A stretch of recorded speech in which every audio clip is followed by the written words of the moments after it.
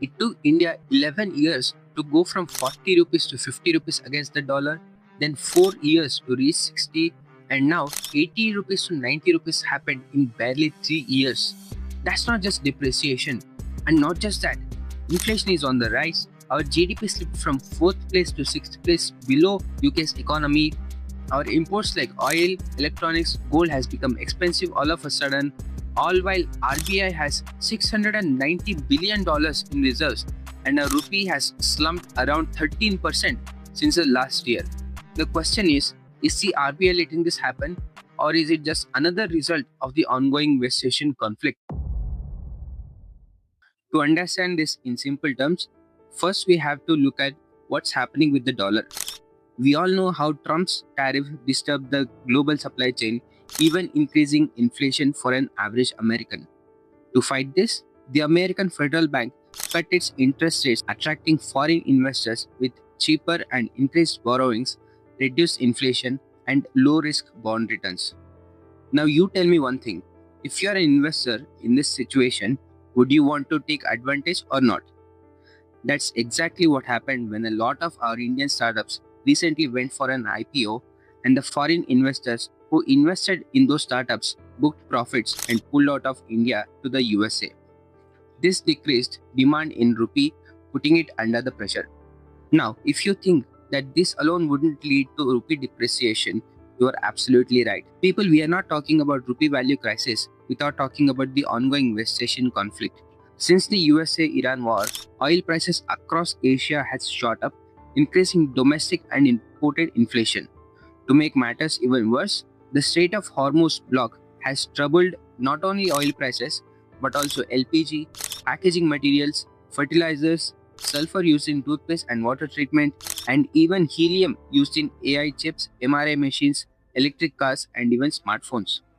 The crisis is so bad, if you look at this chart, while Indian rupee dropped at 6% since the crisis, the South Korean won fell by 10%, Thai baht by 6%, Filipino peso by 7% against the dollar.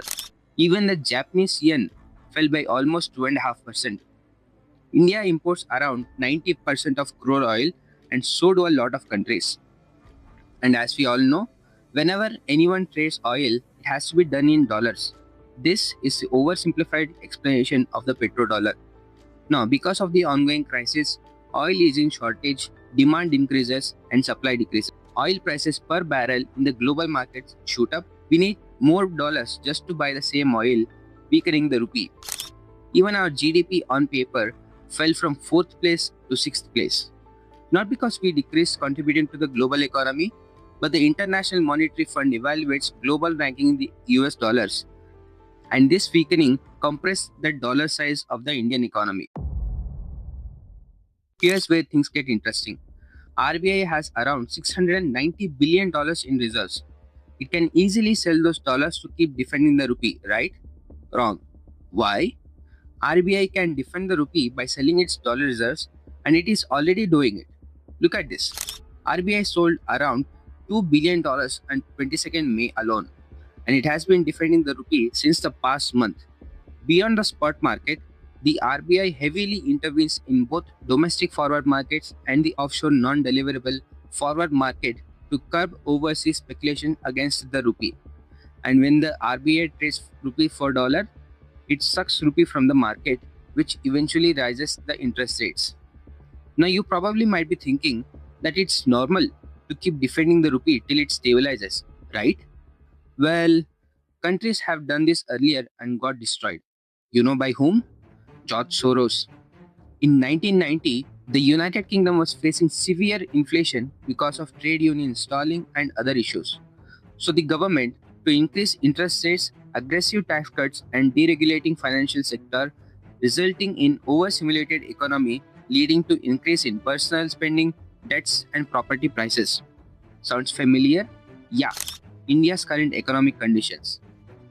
Anyways, this caused 10% of inflation in the UK. To counter this situation, the Bank of England, which is their central bank, intervened to buy back pounds, like we assume the RBI to keep rupee up with the dollar. Soros and other investors saw this as an opportunity, shorted pound against the German mark, putting the pound under pressure. When the pound wasn't able to keep up with the high interest rates for long, it plunged by 15% against the German mark and 25% against the American dollar, losing billions of pounds in a single day. This is the infamous Black Wednesday and still studied across the world. The same situation happened in Thailand in 1997 as well. Not only this, there is also risk of shadow market which emerges in countries with strict currency controls, high inflation, or political instability. What's even more dangerous is black market is always tied to illegal activities like smuggling, drug trafficking, money laundering, and most importantly, the supply of counterfeit money. This happened to not only in India but also in Myanmar, Ghana, and even in North Korea. So defending currencies while it is lowering in value is not always considered smart, and a lot of central banks actually avoid the urgency to defend their currency. The RBI also stated that it would not artificially support the rupee aggressively because India still has sufficient forex reserves and a manageable current account deficit. Now, this is where the entire narrative changes. It has been assumed that weak currency always translates to weak economy. But a lot of times, we've seen several countries like China, Japan reducing their currency values deliberately. Why? To make locally produced goods cheaper compared to the global market and export internationally at higher profits while keeping the prices down compared to the competitors abroad. This leads to more factories, more production, more exports, more profits, and continuing the virtuous cycle. China has used this currency manipulation strategy for so long that Donald Trump has been long accusing China for this.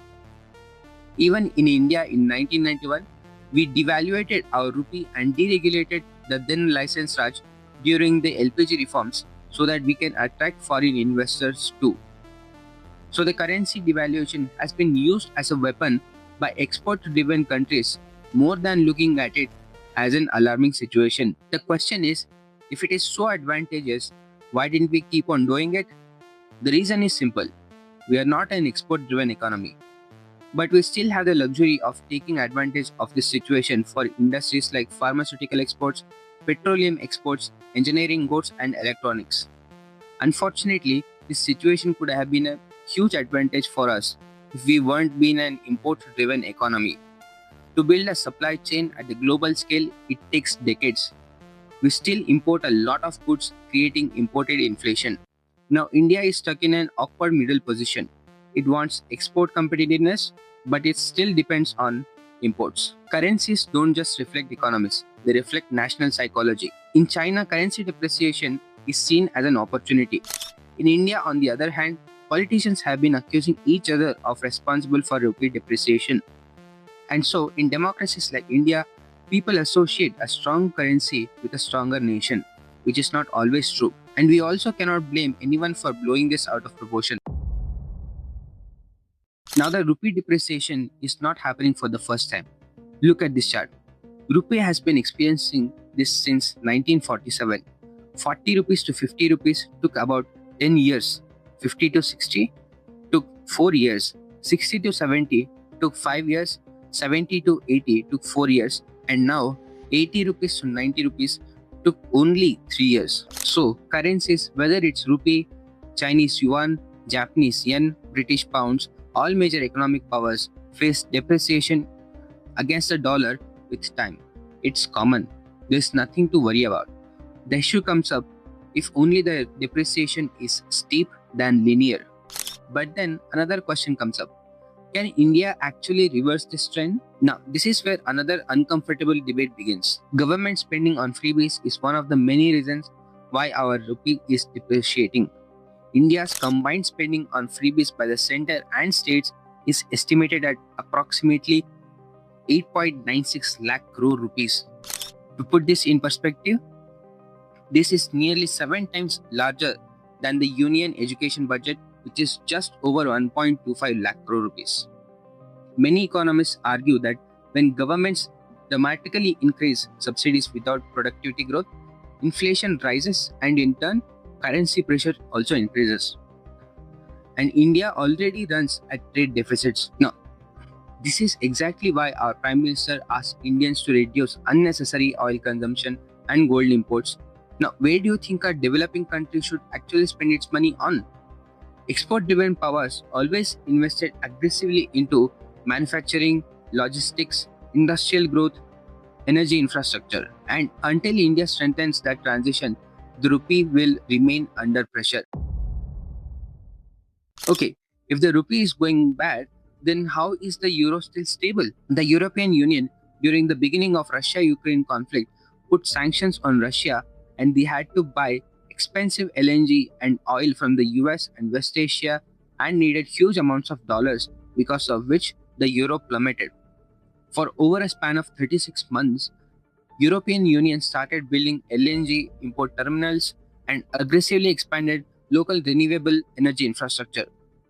As the US tariffs got closer, global corporations realized that a massive trade war would trigger domestic inflation in the United States and potentially a recession. So the European policymakers positioned Europe as a more stable alternative market, attracting investors.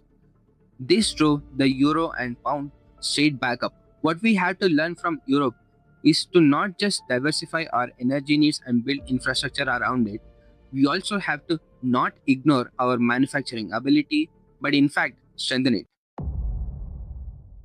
Now you might be worrying as what happens if the rupee keeps falling. Well, India cannot fully stabilize the rupee through RBI alone.